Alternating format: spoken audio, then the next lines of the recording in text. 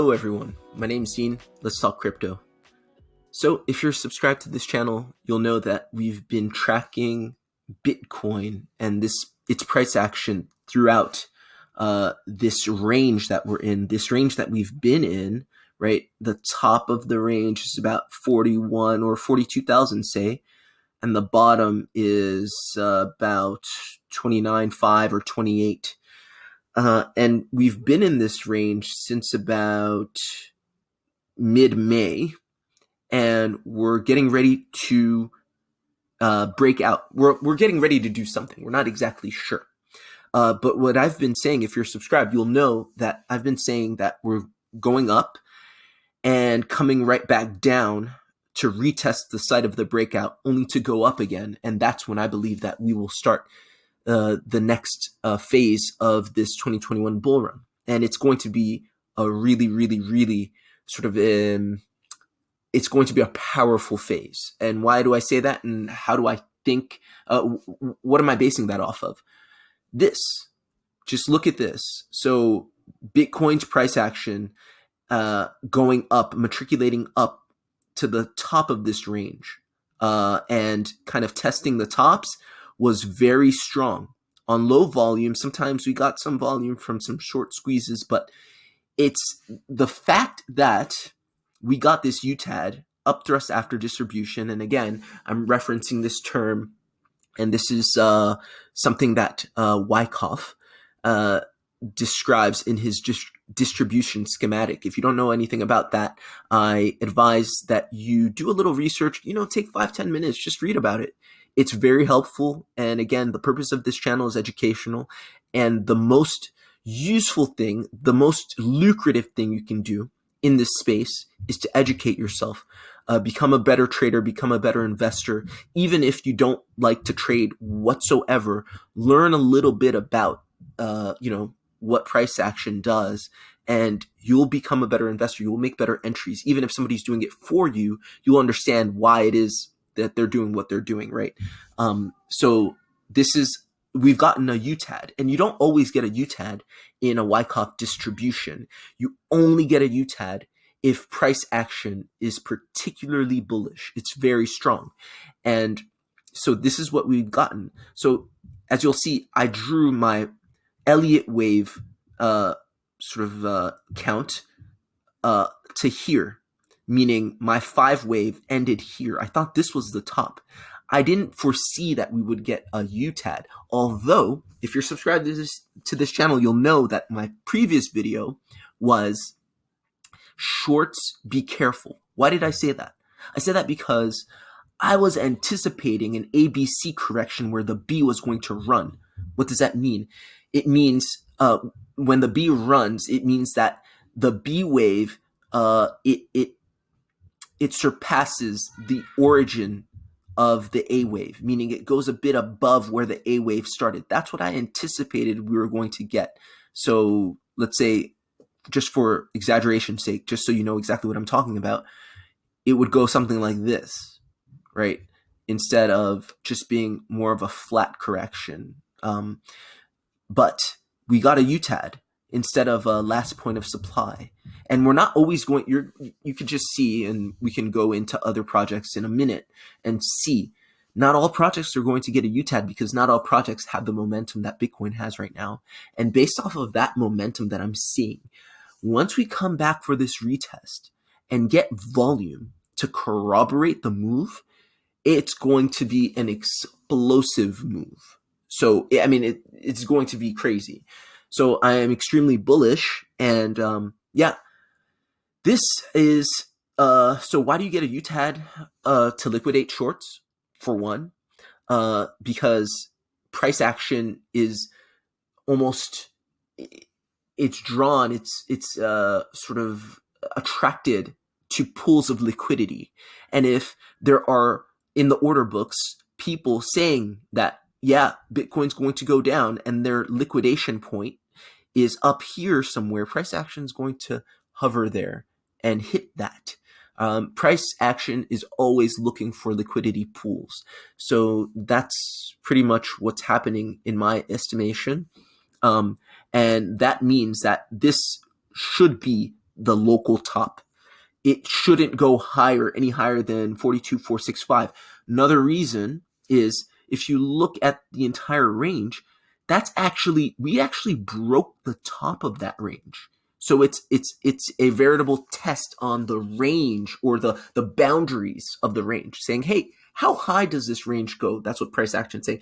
Where's the ceiling? Just touching it a bit. And oh, there it is, right? Now let's go back down, retest the bottom, make sure that everybody's gotten a chance to buy in if they wanted to buy in.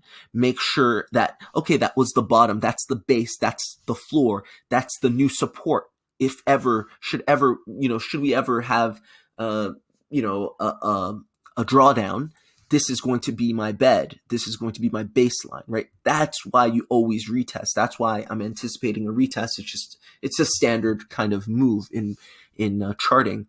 And so what we're going to see here, most likely, if this is indeed a UTAD, Wyckoff distribution UTAD, is going to be like a zigzag with sequentially higher or lower highs and lower lows. So it's gonna, let me try it out for you really quickly.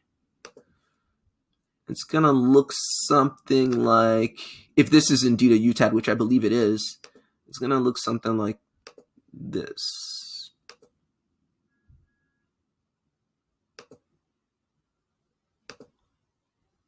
Something like that, before coming back down, and then potentially going up a little bit. It may not go as high as this, might go about here and then come down. Obviously nothing goes in a straight line, but this is just a generalization. So yeah, I love this. It's just, again, I learn every day. I did not anticipate a UTAD. The other way distribution happens in Wyckoff is with a LPSY, or last point of supply, and that would mean that it would just have gone, this would have been the top, the local top. It would have hovered here, kind of what I thought in the X wave, and then given us that A, B, C correction. That's why I had my A, B, C correction here before. My B was not up there. I had it here before, if you remember from the previous video, but now got to move it up here because we got that UTAD. Again, if you love learning, get into this space. The market will teach you every day. It will humble you every day. And you're going to be wrong a bunch of times, but what's important is you control risk, you minimize risk. You don't do anything too foolhardy. You don't, gamble your life savings or your family's life savings. You set stop losses. If you don't, maybe you don't leverage trade at all or do any futures trading at all, and you just do spot trading and you set good stop limits, or you just buy and hold, make good entries and buy and hold. That's how you gain wealth. The traders and investors that are going to last are ones that live to see another day. They don't get liquidated of all of their sort of investments. So just please remember that. I want this channel to be useful, educational. I want people that watch this channel, that listen to me, tell my ideas, whether right or wrong, to be edified by them and eventually be able to leverage that into wealth. Because that's what I'm trying to do, and I hope you can too. So let's look at some other projects. Yeah, I don't know where this B is going to be. Maybe here. I don't know. All right, let's look at some other projects. So I did mention in 2 videos prior, I think I said that during Bitcoin's fall in price action, other coins were going to pump. Why did I say that? I went into that in that video, during that video, but I can reiterate, and we can look at some of the projects that I mentioned in that video to see how they're doing. Let's start actually with VeChain. So VET. All right. And we still have our schematic up. So VeChain, I said that based off my Elliott wave count, we needed to come up to about here at the very least for 2 reasons. One, our 3 wave hit all the way up here. We wicked all the way up here, and what is wicked must be candlesticked. That's Matty B, the piano man, BitBoy's TA guy, who says that, and I like that saying because it's essentially correct. when you wick, that basically means that you're grabbing liquidity, and to candlestick meanings you're closing bodies, or you're closing order books in that region of liquidity. So you're really sort of taking advantage of that price action. So this is why price is likely to be attracted back to those regions. So we're almost there, and you can see that's my 5. It's coming up slowly, matriculating up there, and I think that's going to be it for VET. It's also confluent with the tops of the range. Again, understand what's happening. Price has been ranging since mid-May, mid-May, right? Price has been ranging since mid-May, and it's looking for the top, the local top of the range, right? Maybe it'll come up all the way here. Maybe it may come up here. I don't know. It depends. Every project is going to be different, but it's at the very least going to come up here, because it's been ranging in this little range since June. So it's going to at least test the upper boundaries of this range. It may go higher, but this is just my local prediction for VET. I think we mentioned Telcoin. Okay, Telcoin, same idea. So Telcoin's local range since June 20th, right? And see, all these projects are a bit different. Bitcoin's price action was a bit kind of, let me remove this. Bitcoin's price action for its range was more straight, lateral. Here you have kind of price action, and then it kind of curves downwards. There's a drawdown.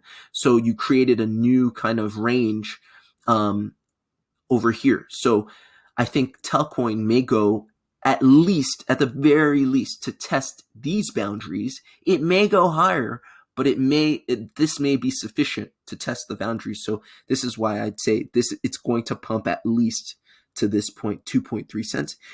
May go as high as 3.1 or 3.5 even, but I doubt that, because if Bitcoin's drawing down and it's already in its markdown phase, I don't see there being any chance that these smaller projects can buck that trend and hit these higher resistance lines. And then the last one, I think it was MATIC. Let's see, it's this one. Same idea. We're seeing bullish sort of patterns being formed. We're seeing cup and handles. We're seeing what is it called? Head and shoulders, inverse head and shoulders patterns being formed, and support on the 21 EMA. So it's looking very bullish, and it looks like this is the pattern that MATIC Polygon is probably going to test. So it's most likely, if it's definitely going to come up here, because again, there's wicking here that needs to be sort of satisfied. But then if you look at the general pattern, here's the upper ranges of the pattern. I'm not talking about like this kind of in accumulation. Sometimes sometimes price goes beyond the upper boundary to test the upper boundary. I'm not talking about that. I'm talking about the lower boundary of the lower boundary portion of the upper boundary, which would be here. So I think MATIC Polygon is going to go to at 113 or 117, 118, but at the very least 113. While Bitcoin is kind of in its UTAD, going up and down, testing that upper limit of the boundary that it did. And then let's look at Ethereum. I think Ethereum's interesting because we've got something going on here where there are no wicks to satisfy, but there's this W pattern, which in classical charting fails 2/3 of the time, which is a high failure rate. But it is a bullish pattern, and you can see that the upper boundary or kind of the lower boundary of the upper boundary. So the lower part of the upper boundary of this range for Ethereum is 2650 thereabouts. So I believe that Ethereum may go at least to this point, but you see this white line. This is the measured move of this pattern. So the technical target from the bottom of the W to the neckline, which I drew from the side of the breakout, which would be the neckline, would be 3160. This is what is interesting to me. I don't think Ethereum can do 3160 because that would be demolishing the upper boundary of its range. Whereas, Bitcoin would be most likely drawing down unless Ethereum were to decouple from Bitcoin and not care what Bitcoin was doing. How could it hit this target that's so high and beyond the ranges of its accumulation range, right? That's why I don't know that this will happen. And given that this is a 2/3 failure rate, 66% failure rate, it may just hover here. And we've seen the price of Ethereum literally stay here for the longest time. You look at all these moves. There are bullish moves after bullish pattern after bullish pattern after bullish pattern that never materialized.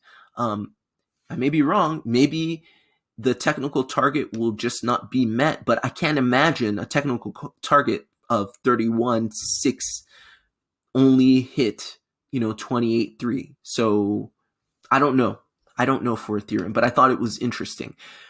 BAT, Basic Attention Token, however, also has something similar. It formed a W pattern with, again, a measured move that would take it up to about 84 cents. However, we wouldn't be breaching the limits, the upper limits of the range. It would be within the range. So I think that's more likely. But, that's just my 2 cents. I just wanted to discuss that. J'arrive, mon amour. That was my son, the same guy you see in my avatar. Anyway, that's it from me today. I hope that was useful. If it was, please like the video, subscribe, and let me know what you think about my analyses. All right. See you guys later. Bye.